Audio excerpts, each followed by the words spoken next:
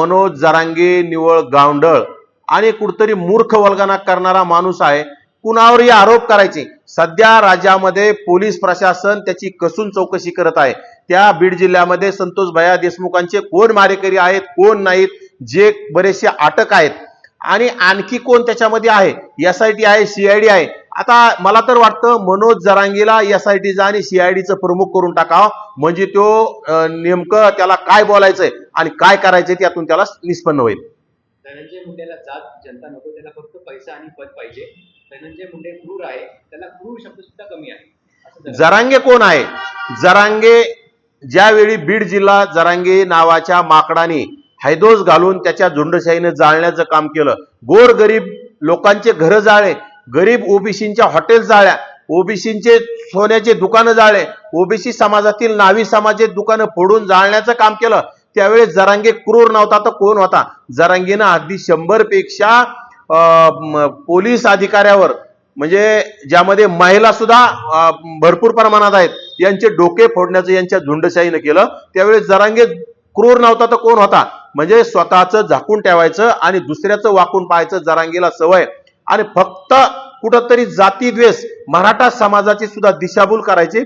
आणि जरांगेला मराठा समाज आता बाजूला गेलाय, जरांगेकडे गर्दी राहिली नाही, म्हणून काहीतरी इव्हेंटवर इव्हेंट करायचा। खरं तर ह्या बालिश जरांगेला मला सांगायचंय की जरांगे, तू ज्या धनगर समाजाला वेळोवेळी म्हणत होता की मी धनगर समाजाला आरक्षणासाठी लढा देणार आहे, मी धनगर समाजाला आरक्षण मिळवून देणार आहे, अरे भामट्या, आज त्या लातूर जिल्ह्यात माऊली सोट नावाचा धनगर समाजातील तरुण ज्याची हत्या झाली, 15-20 जणांनी अतिशय निर्गुण त्याची हत्या केली, त्यावर जरांगे नावाचा छपरी माणूस का बोलत नाही? त्यावर सुरेश धस नावाचा बालिश आमदार, जे ही मंत्रिपदासाठी कुणावरही चिखलफेक करण्याचं काम करत आहे, तो का बोलत नाही? जो कधीही सुधीत नसतो असा संदीप क्षीरसागर हा का बोलत नाही? बजरंग सोनवणे का बोलत नाही? खरं तर हे फक्त एका जातीचं काम करत आहेत, याला सर्व समाजाची मतं चालतात, परंतु एका जातीचं नेतृत्व करण्याचं हे काम करत आहेत। आणि कुठेतरी वल्गना सर्व जातींचं आम्ही नेतृत्व करत आहेत सांगायचं आणि फक्त समाजात भांडणं लावण्याचं काम ह्या लोकांनी केलंय, परंतु सर्व समाजाने या लोकांना आता ओळखलं पाहिजे। धनंजय मुंडेच्या टोलचा तुम्ही नायनाट करावा। धनंजय मुंडेंना बीडमध्ये दहशत माजवायची आहे आणि बीडमध्ये दंगली घडवायची आहे। मनोज जरांगे काही न्यायाधीश नाही की एखादा निकाल मनोज जरांगेने दिला पाहिजे। कुणाचा नायनाट करायचा आहे आणि कुणाचा नायनाट नाही करायचा, या राज्यामध्ये हे राज्य देश डॉक्टर बाबासाहेब आंबेडकरांच्या संविधानावर चालतंय। त्यामुळे जरांगे सारख्या माकडाने विनाकारण कुठतरी दिशाभूल आणि वल्गना करू नये। आणि देवेंद्र फडणवीस या राज्याचे गृहमंत्री, त्यांनी तिथं एसआयटी लावली, सीआयडी आहे आणि अनेक पोलीस अधिकारी बदललेत की तिथं योग्य त्या मार्गाने तिथं चौकशी झाली पाहिजे, योग्य त्या मार्गाने त्या संतोष देशमुख यांच्या कुटुंबाला न्याय मिळाला पाहिजे, यासाठी सर्व यंत्रणा सज्ज आहेत। परंतु कुठतरी जरांगे यांनी तिथं नाक खुपसण्याचं काम करू नये। जरांगेची लायकी नाही नाक खुपसण्याची, एक तर जरांगेचा अभ्यास नाही। खरं तर माझं पुन्हा एकदा त्याला हिंदी टीव्ही चॅनल वाल्याने त्या बीडच्या प्रश्नावर जाऊन जरशी मुलाखत त्याची घेतली पाहिजे, तर जरांगे काय आहे आणि जरांगेची लायकी काय आपल्याला कळत। बीड हत्या प्रकरणात वाल्मिकचे काही सिम कार्ड अमेरिकेत रजिस्टर आहेत, त्याचबरोबर वाल्मिकची अमेरिकेत संपत्ती असल्याचा संशय हा सीआयडीला आहे। हे बघा, वाल्मिक कराड यांची अमेरिकेत संपत्ती आहे किंवा नाही हे आपण ठरवण्यापेक्षा सध्या एसआयटी आहे, सीआयडी आहे, आणि येणाऱ्या काळात जर असं काय असलं त्यांच्यावर ईडी सुद्धा लागू शकते ना। परंतु आपण त्यांना पाठीशी घालू शकत नाहीत किंवा त्यांच्यावर आरोपही करू शकत नाहीत, कारण की ते आज सर्व गृह विभाग असेल हे त्यांच्याकडे त्यांची चौकशीमध्ये एकदम व्यस्त आहे आणि येणाऱ्या काळात त्यांचं सत्य असत्य सर्व बाहेर येणार आहे।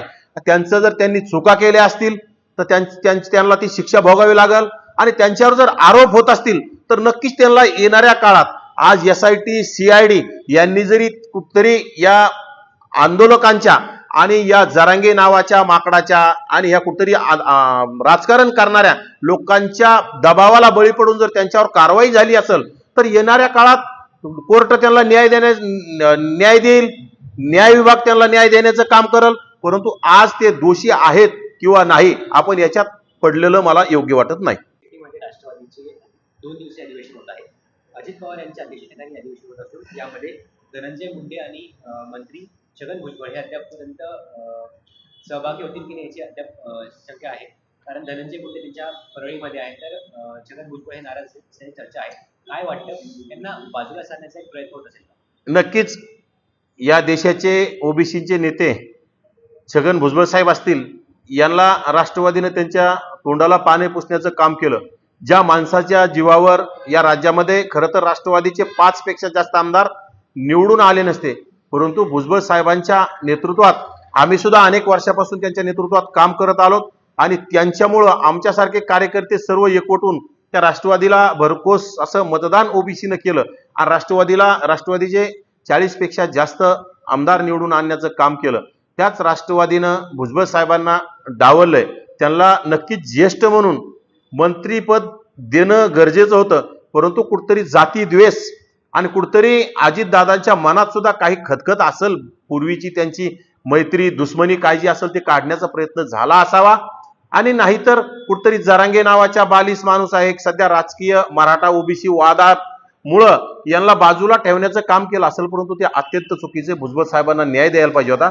परंतु ह्या गोष्टी आज सुरू असताना भुजबळ साहेबाला मंत्रिपद न मिळाल्यामुळं एखाद्या वेळेस भुजबळ साहेब नाराज असू शकतात आणि भुजबळ साहेब जाणार बी नाहीत. परंतु धनंजय मुंडे यांना नक्कीच कुठतरी चौकशीच्या नावाखाली आणि कुठतरी धनंजय मुंडेवर यांच्यावर आरोप होते, परंतु हे आरोप आहेत. आरोप सिद्ध झाल्याच्या नंतर त्यांच्यावर कारवाई होईलच ना. परंतु एखाद्या कुठल्याही व्यक्तीवर आरोप करणं सोपं असतं. आज आम्ही मुख्यमंत्र्यावर आरोप करू शकतो, दोन्ही उपमुख्यमंत्र्यावर आरोप करू शकतो, परंतु आरोप करणं सोपं असतं, ते सिद्ध होणं महत्वाचं असतं. एखाद्या माणसावर आरोप करून त्याला बदनाम करायचं, त्याचं राजकीय अस्तित्व संपवायचं, त्याचं राजकीय करिअर संपवण्याची सुपारी घेणारे या राज्यामध्ये अनेक झाले. त्यात ओबीसी नेत्यांचं राजकीय अस्तित्व संपवण्यासाठी दमानिया असतील, आज सुरेश धस नावाचा निवळ छपरी आमदार कुठतरी स्वतःच गुंड स्वतःच आका, ज्याच्या आष्टी मतदारसंघामध्ये अनेक मर्डर या सुरेश दासांच्या माध्यमातून, सुरेश दासांनी पाळलेल्या गुंडाच्या माध्यमातून झालेले आहेत, अशा माणसाने आरोप करायचे आणि कुठतरी धनंजय मुंडे मंत्री असून सुद्धा त्यांना या शिबिराच्या पासून बाजूला ठेवण्याचं जर काम होत असेल तर हे अत्यंत चुकीचं आहे. मुख्यमंत्री उपमुख्यमंत्र्यांचा सुद्धा आपापल्या मंत्र्यावर विश्वास पाहिजे, कारण की मंत्री येणाऱ्या काळात दोषी जर असले तर त्यांच्यावर कारवाई करा.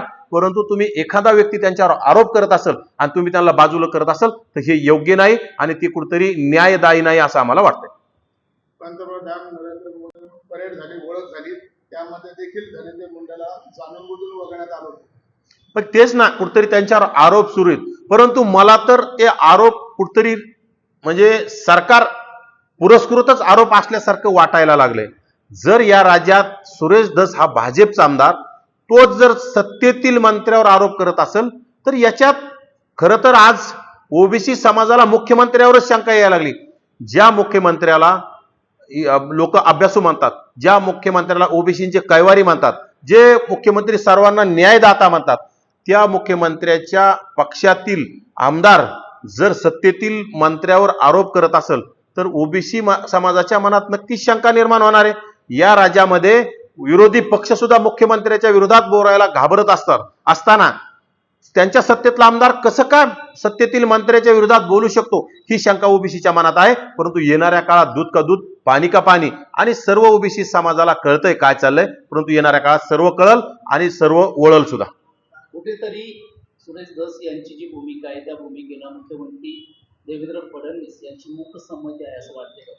नक्कीच असं ओबीसी समाजाच्या मनात आता ते घर केलं त्या गोष्टीनं की मुख्यमंत्र्याचीच ह्या चौकशीला संमती आहे का, मुख्यमंत्रीच या सुरेश दासांना काही म्हणजे डॉक्युमेंट किंवा काही रसद जे काय लागतंय आरोप करायला हे पुरवण्याचं काम मुख्यमंत्र्याच्या यंत्रणेकडून होतंय का, अशी ओबीसींच्या मनात खतखते. परंतु आमचा अद्याप मुख्यमंत्र्यावर आणखीही विश्वास आहे. परंतु मुख्यमंत्र्यांनी त्या सुरेश दासांचे कान टोचले पाहिजे आणि सरकार याच्यातून बदनाम होत आहे. येणाऱ्या काळात सरकारला या असं जर बदनाम झालं तर नक्कीच सरकारची प्रतिमा मलिन होऊन सरकारला याचं नुकसान भोगावं लागेल. बीड प्रकरणामध्ये उज्ज्वल निकम काय मागणी असतात? काही हरकत नाही. उज्ज्वल निकम हे ज्येष्ठ सरकारी वकील आहेत, त्यांना अनेक महत्वाच्या केसेसमध्ये कोणीही त्यांची नियुक्ती करावी अशी मागणी करत आहे. आता उज्ज्वल निकम साहेब जरी केले, कोणी जरी त्याच्यामध्ये नियुक्त केलं तर दूध का दूध पाणी का पाणी, सत्य असत्य येणाऱ्या काळात समोर येईल.